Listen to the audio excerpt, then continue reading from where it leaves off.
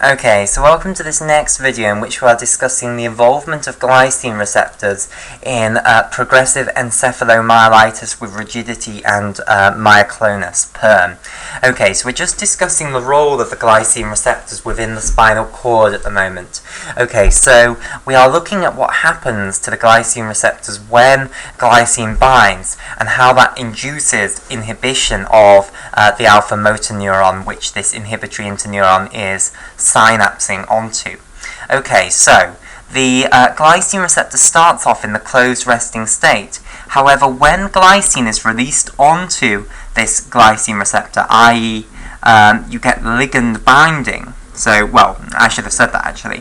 When you release glycine onto these glycine receptors, what will happen is the glycine will bind to the glycine receptors. So you're going to get ligand binding. Now, I would love to be able to tell you how many glycines bind to each glycine receptor, but that information just isn't known, basically. So it's likely that multiple glycines bind, but we don't know the exact number. Okay, so all I will be able to show, I'm going to show ligand having now bound to the glycine receptor. However, I can't show you how many, I don't know how many bind, so I'm just going to show a box bound, but don't think that that indicates that only one binds, because it's likely that multiple bind. Okay, but when the ligand binds to the glycine receptor, what we do know is that that causes a conformational change in the glycine receptor, which causes the glycine receptor to open, like so. So here is the glycine receptor, now in an open conformation. Okay, and I'll colour in that ligand molecule. So we'll have that ligand molecule in pink. Oops. Okay, there we go. Right, this is the open conformation. Now, what happens when you are in the open conformation? Well, basically, in the open conformation, the glycine receptor is permeable to anions. It's permeable to negatively charged ions. Now, specifically, it's permeable to chloride anions. So we need to know what direction is chloride anions going to move through this channel. And to understand that, we need to look at two factors. We need to look at the concentration gradient across the cell membrane, and we also need to look at the electrical gradient across the cell membrane. So we'll start off with the concentration gradient of chloride anions across this membrane.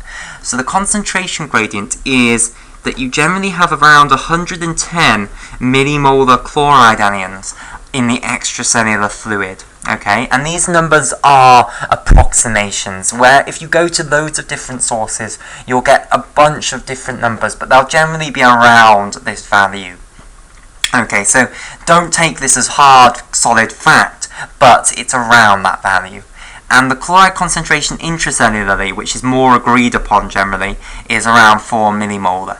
Okay, so we can see that there is a concentration gradient of around a 30-fold difference that is favouring the movement of chloride anions into the cell when we open a channel that is permeable to chloride in the cell membrane. Okay, so the concentration gradient basically says move chloride into the cell. Okay, so you've got a nice arrow at the moment that is pointing into the cell. Now though, we have to factor in the electrical gradient across the cell membrane. Okay, so I want to make sure that we are all on the same page. We know exactly what the electrical potential difference across the cell membrane actually means.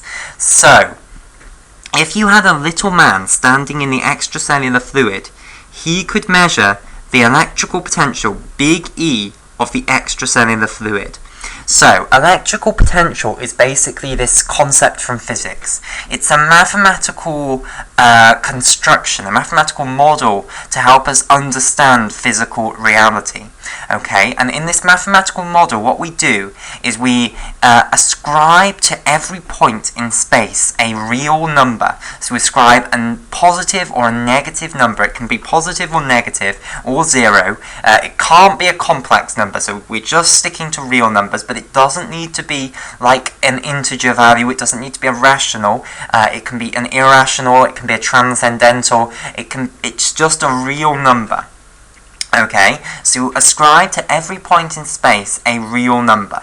Okay, now basically this little man can then go to this point of space and measure this little number.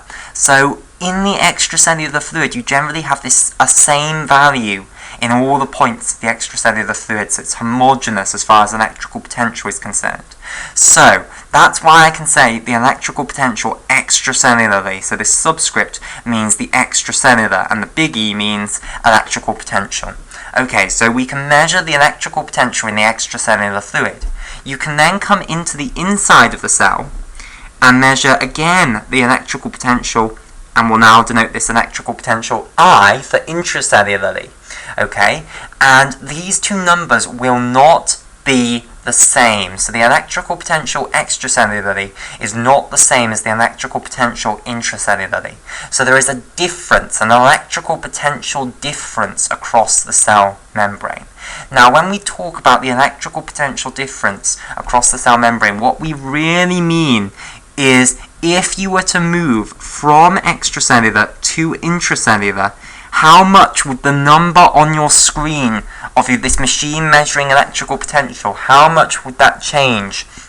So strictly speaking, what people really should say is the electrical potential from extracellular to intracellular, and you can also call electrical potential differences voltages, okay? So really, when we talk about the electrical potential difference across the cell membrane, we mean the electrical potential difference from extracellular to intracellular. People, however, drop this from extracellular to intracellular because they assume that you know that.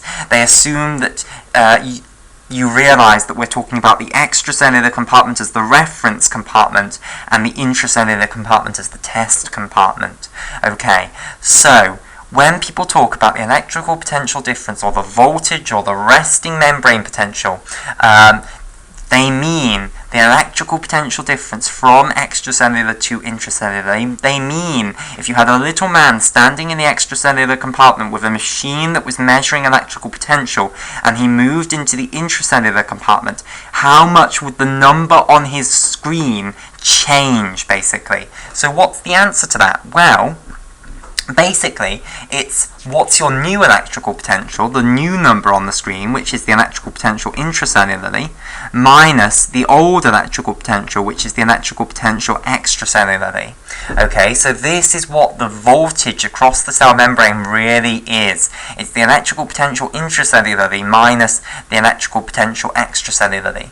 Now, across most cells, this is usually negative 65 millivolts, and what that means is that the intracellular electrical potential is 65 millivolts lower than the extracellular electrical potential. I.e., if you were to move from here to here, the number on your screen would go down by 65 millivolts, basically. I.e., to turn this one, the electrical potential extracellularly, into the electrical potential intracellularly, you just have to subtract off 65 millivolts. Okay? Right.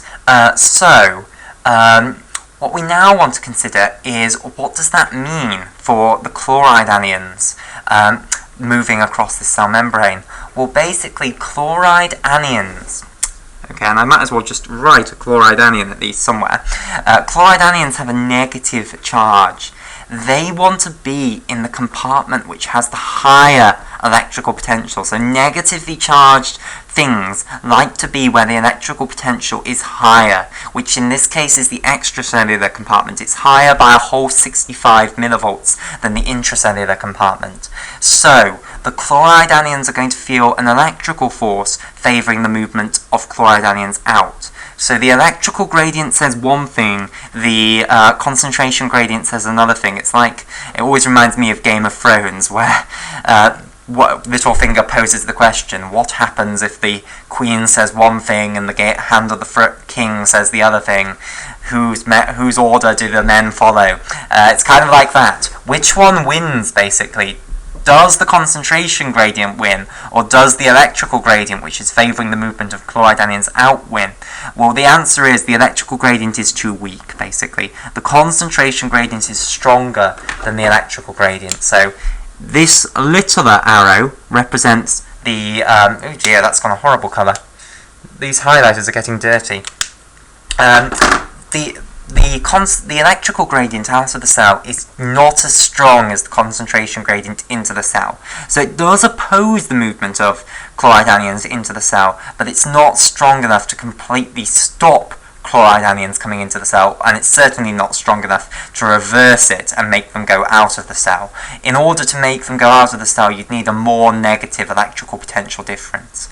Right, so if we now take the overall movement of chloride in, so we take this arrow and subtract off this arrow, then we get a much smaller movement of chloride in. So the electrical gradient does reduce the movement of chloride in, but it doesn't completely remove it. So this orange arrow, and I hope the orange highlighter is still clean, there we go, this orange arrow is the net movement of chloride into the cell. So you're going to get a net movement of chloride into the cell. Now what's the effect of having a net movement of chloride into the cell? Well, basically, these chloride anions carry a negative charge. So when you bring them into the intracellular compartment, that's going to reduce the electrical potential of the intracellular compartment because you're bringing in negative charge. So when you dump negative charge somewhere, that makes the electrical potential there lower. So the negative charge coming in here is going to reduce the electrical potential intracellularly.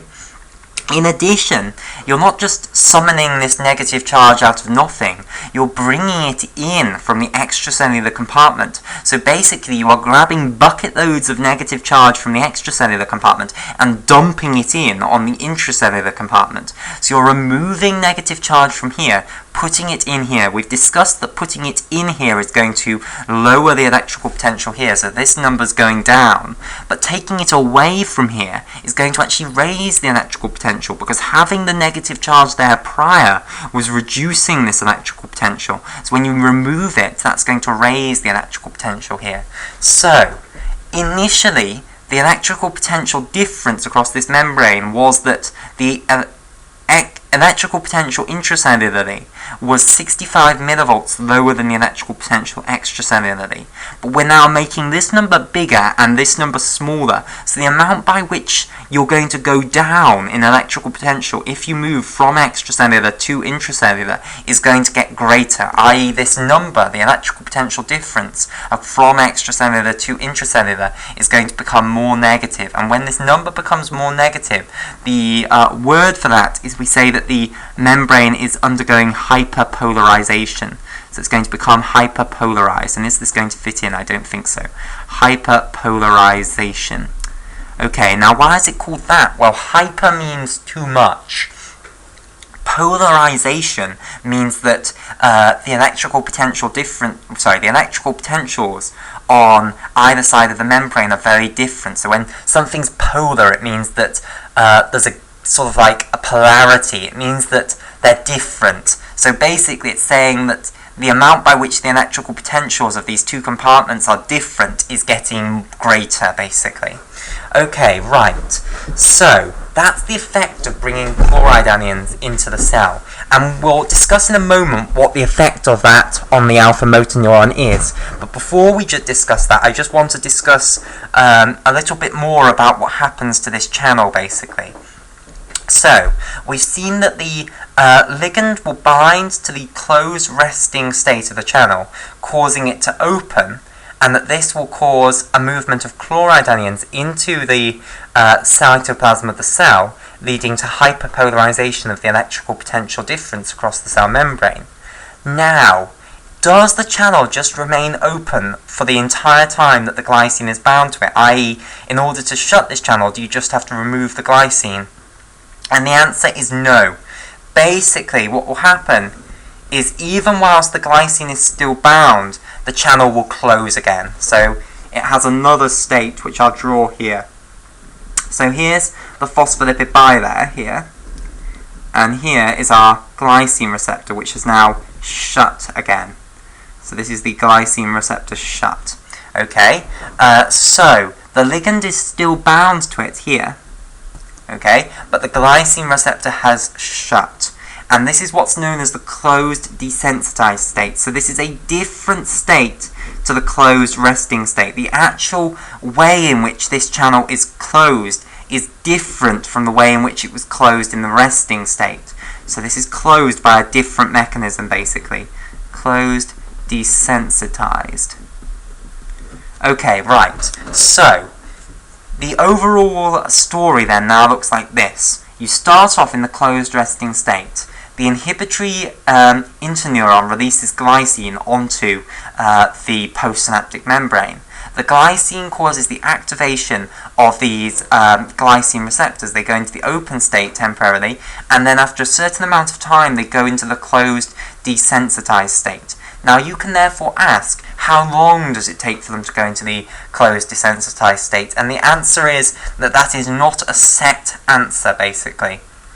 Instead, it varies. It's different all the time. It's different between different receptors. It's different on different trials. So if you take a single glycine receptor and ask how long does it take to go from the open state to the closed desensitized state, you'll get a different answer upon repeating the experiment. So if you measure it once and then measure it on another time a little bit later, you'll get different answers. However, there is a mean, basically, and that's known as the mean open time. So there's an average amount of time that it takes for the channel to go from being in the open state to being in the closed desensitized state, and this is known as the mean open time. Now, it will remain in this closed desensitized state after that, and it won't allow any more chloride anions to come into the cell. Then what will happen is that the neurotransmitter signal will be terminated, so the glycine will be removed from the synaptic cleft, okay? So once you've released glycine in, you don't want the glycine to remain there forevermore. Instead, what will happen is it will be reuptaken into this presynaptic neuron and removed from the synaptic cleft, so the signal will go. Okay, then what will happen is the glycine will fall off the receptor, and then what will happen is it will go temporarily back into the open state. So in order to return back to the closed resting state, what it will do is it will go back to the open state temporarily, and then it will be in there ridiculously transiently, and then it will go into the closed resting state. So basically you can't go directly from the closed desensitized state to the closed resting state. So basically it's like this. You make one modification to get here, you then make another modification that can only occur once you're in this state to take it into this state here. Then you have to undo that second modification, which will turn it back into this state, and then undo the first modification to turn it back into this state, in order to go from the closed desensitized state to the closed resting state when the ligand falls off. Okay, so that's how the recycling of the glycine receptor occurs. Okay, so in the next video what we'll do is discuss the role of the glycine receptor and the importance of this glycinergic neurotransmission in the spinal cord and for these alpha motor neurons.